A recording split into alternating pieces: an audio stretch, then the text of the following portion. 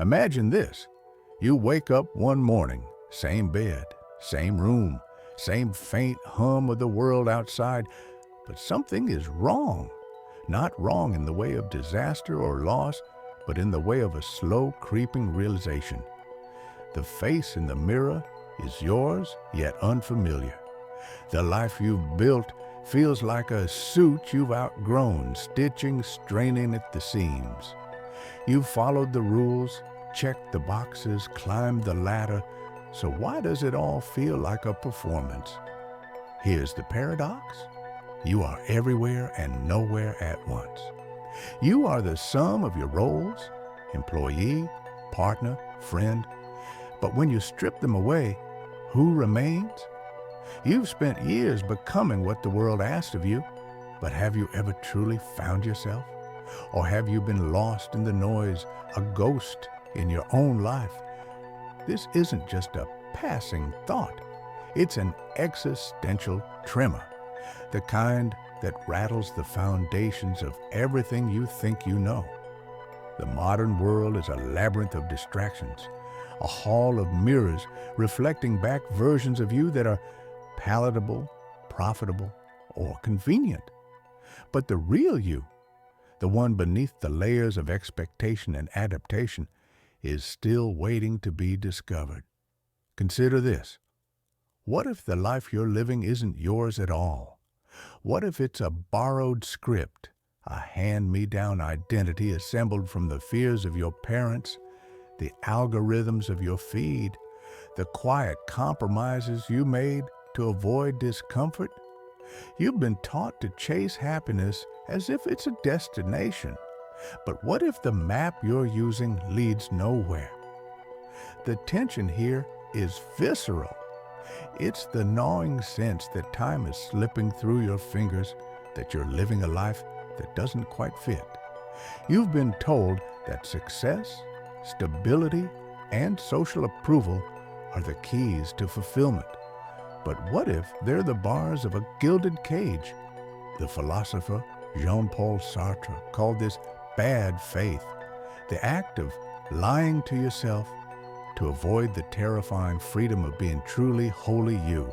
And so the great question emerges, when does life actually begin? Is it when you're born, or when you wake up to the reality of who you are? Is it when you accumulate achievements, or when you shed the illusions that have been weighing you down? The answer isn't in a self-help book or a motivational speech. It's in the quiet, uncomfortable spaces between who you've been and who you might become. This is where the journey starts, not with a step, but with a reckoning. The life you thought was yours might be a shadow. The real one is waiting just beyond the edge of what you've been taught to see. But to find it, you'll have to confront the hidden forces that have kept you lost. And that is where the true story begins. You are not lost by accident. This unease, this sense of living a life that isn't quite yours, isn't a personal failure. It's the inevitable result of forces far older and more powerful than you've been led to believe.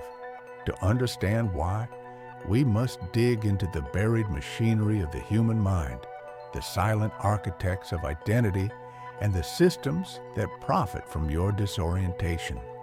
The illusion of the self. Carl Jung once wrote that the privilege of a lifetime is to become who you truly are. But here's the catch. Most people never do. Not because they lack the capacity, but because the very idea of a fixed, singular self is a myth. You are not one thing. You are a battlefield of contradictions. The person you were at 15, the version of you that exists at work, the shadow self you hide even from yourself.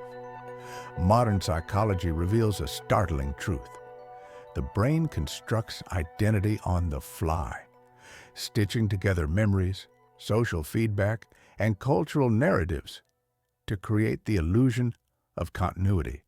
You feel like a unified I, but this is a trick of perception. The philosopher David Hume called the self a bundle of perceptions. No solid core, just fleeting impressions masquerading as permanence. So when you ask, who am I? You're not uncovering a hidden truth. You're confronting a void.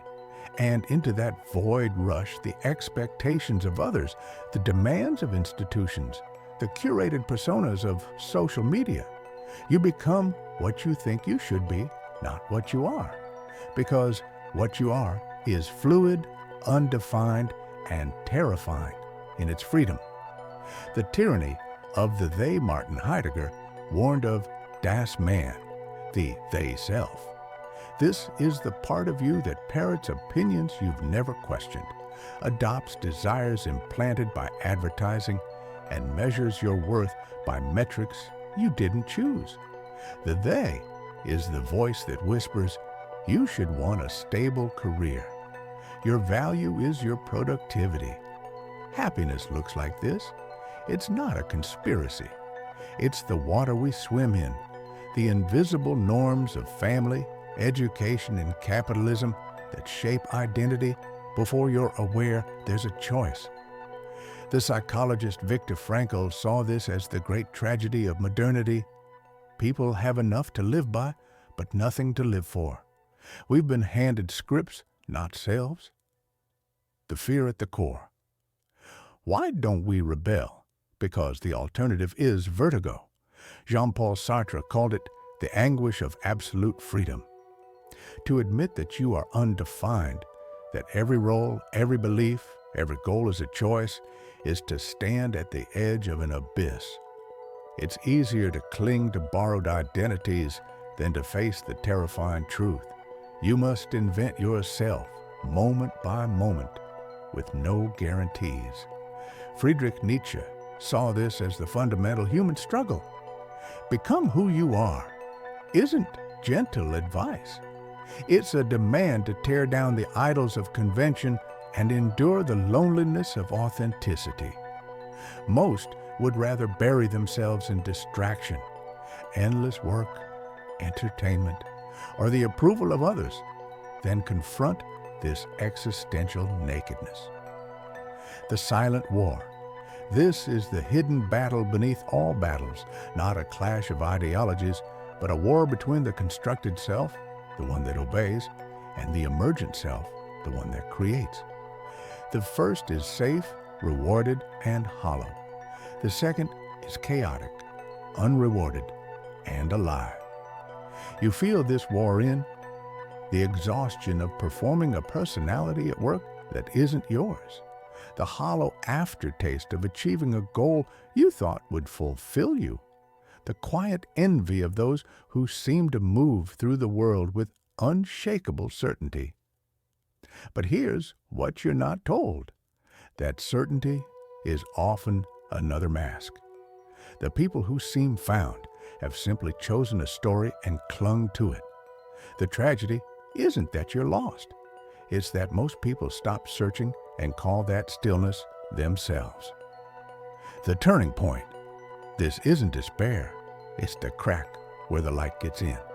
To realize you've been living a borrowed life is the first step toward something real. But the next question is the most dangerous. What now? Because the consequences of ignoring this rift, of numbing it with busyness or blame, are far worse than the fear of facing it. You don't notice the cage until you try to move. The hidden problem, the borrowed self, the unchosen life, doesn't announce itself with crisis or collapse. It works in whispers, in the slow erosion of vitality, in the quiet resignation that masquerades as maturity. But its consequences are everywhere, etched into the fabric of society and the hollows of individual lives. The silent sabotage of potential. Consider the phenomenon of the unlived life, a term coined by psychologist James Hollis. It's the ghost life that haunts you, the one you might have lived if you'd made different choices, taken real risks or ignored the chorus of shoulds. Most dismiss it as mere nostalgia or midlife melancholy. But neuroscience reveals something darker. The brain registers unlived paths as open loops, unresolved traumas. This is why the 45-year-old lawyer who followed his father's dreams still hears the echo of the music he never composed. The woman who postponed her ambitions for family wonders in unguarded moments, who she might have become. The artist who traded her craft for stability feels a phantom limb where her creativity once lived. These aren't regrets. They're unprocessed grief for selves that never got to breathe. And the body keeps score. Studies on psychosomatic illness show that suppressed authenticity manifests as chronic fatigue, autoimmune disorders, and unexplained pain. The physical cost of a soul in exile. The social hallucinations zoom out, and you'll see the collective toll. Our entire economy thrives on dissatisfaction, the gap between who you are and who you're told you could be. Advertising doesn't sell products, it sells future selves. Buy this, and you'll finally become the person you're supposed to be. But this creates a society of hungry ghosts, forever chasing an identity just beyond reach. The philosopher Byung-Chul Han calls this the burnout society. We're not oppressed by external tyranny, but by the internalized demand to optimize ourselves. The result? A world where depression and anxiety are the price of perpetual self-improvement. Loneliness flourishes because curated personas can't form real connections. Political polarization worsens as people cling to rigid identities to avoid the terror of self-doubt. This isn't an accident. A population that believes it's incomplete is easier to control.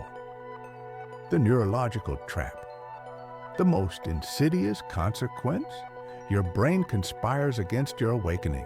Cognitive biases like status quo bias and sunk cost fallacy make you defend the life you have, even if it's killing you. Cognitive dissonance ensures that when reality contradicts your self-narrative, you'll distort reality rather than question the narrative.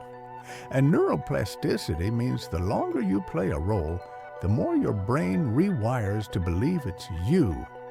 This is why people stay in dead-end jobs for decades, rationalizing their unhappiness as normal. Abused children often grow into adults who seek familiar dysfunction. Entire generations inherit trauma and call it culture. You don't just live an unexamined life, your biology reinforces it. The fork in the road. But here's the turning point. Suffering has two flavors. There's the suffering of avoidance, the slow death of self-betrayal. And there's the suffering of awakening, the temporary pain of tearing off the mask. The first is a lifelong sentence. The second is the birth pangs of a truer existence. The choice isn't between comfort and pain. It's between two kinds of pain, one that leads nowhere and one that leads to life. The question is no longer, why do I feel so lost? But what will I lose if I stay this way? And the answer, when you dare to face it, will terrify you into action. The moment you realize you've been asleep is the moment the fight begins. This isn't about positive thinking or superficial change. It's a revolt against the borrowed life, the invisible chains, the tyranny of the unlived self. History's greatest minds, from Nietzsche to Frankl, from Jung to Kierkegaard, agree on one radical truth. Freedom is taken, not given. The first act of war. Stop believing your own fiction. You carry an internal dossier, a file labeled, "This is who I am." It's filled with half-truths. I'm bad at relationships. I need security. I could never do that. Burn it. Cognitive behavioral therapy reveals a shocking secret. Identity is not fact. It's habit. Every time you say, "That's just how I am," you're not describing reality. You're reinforcing a neural pathway. The ancient Stoics knew this. You are not your thoughts. You are the observer of your thoughts. Try this experiment. For 1 week, speak about yourself only in provisional terms. I currently struggle with public speaking instead of I'm a bad speaker. Notice how often you confuse preference with nature. I don't like parties becomes I'm antisocial. When you catch yourself saying I can't, ask, is this true? Or is this a story I've been fed? This isn't word games, it's psychological disarmament. The second front, seek discomfort. Like an addict seeks relief. Modern life is a comfort trap. But here's the paradox. Growth lives in the exact places you've been avoiding. Neuroscience shows that controlled stress, physical, emotional, intellectual, triggers brain-derived neurotrophic factor, BDNF, the protein that stimulates neurogenesis. In plain terms, discomfort rewires you. If you fear judgment, force yourself to be embarrassingly honest in conversation. If you cling to control, spend a day saying yes to every request. If you're addicted to productivity, spend an afternoon doing nothing and observe the panic that arises. These aren't self-help tricks. They're exposure therapy for the soul. The nuclear option. Betray your past self. Viktor Frankl survived Auschwitz by realizing everything can be taken from a man but one thing, the last of human freedoms, to choose one's attitude in any given set of circumstances. Your past doesn't own you, not your childhood, not your mistakes, not even your victories. Every morning, you have the right, the duty to ask, if I were born today with all I now know, what would I do? This question obliterates excuses. The 50-year-old who always wanted to paint has no right to blame lost time. The time is now. The artist is here. The final insurgency. Build a life that fits no one's story. Society rewards conformity, but the reward is death by 1,000 compromises. Study those who broke free.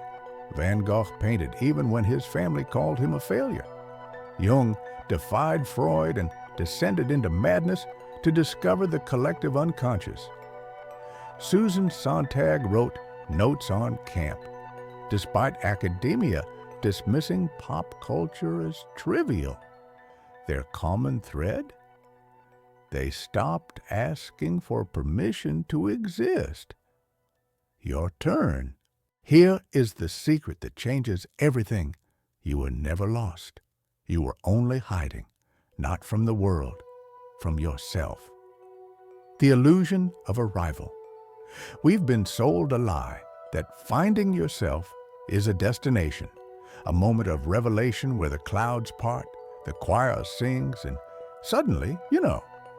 But the great mystics, philosophers, and psychologists all whisper the same truth. There is no self to find, not in the way you imagine. The Zen masters call it no self, anatta. The existentialists call it existence precedes essence. Modern neuroscience confirms it. You're not a fixed entity, but a process, a river of thoughts, sensations, and choices constantly rewriting its own banks. This isn't nihilism, it's liberation. The cosmic joke. You've spent years searching for your true self like a detective chasing a ghost. But the breakthrough isn't discovery, it's surrender. That thing you're ashamed of, it belongs. That dream you dismissed as impractical, it's part of the map. Even the masks you've worn were also you, protecting what wasn't ready to emerge. Carl Jung was right. I am not what happened to me. I am what I choose to become. But here's what he didn't say. What you choose to become includes all that you were. The final door now. The ultimate question: if you're not who you thought and life isn't what you believed, what now? The answer is so simple it feels like betrayal. Begin. Not when you're ready, not when you're healed. Now, with all your contradictions, your half-formed truths, your glorious mess, write the bad first draft. Have the awkward conversation. Quit the safe job. Stay in the marriage. Leave the marriage. Move to the city. Return to the woods. It doesn't matter what you choose. What matters is that you choose. The last truth. Life didn't begin when you were born. It begins every time you stop pretending, every single time. So who will you be when no one is watching? When the applause fades? When the rules burn?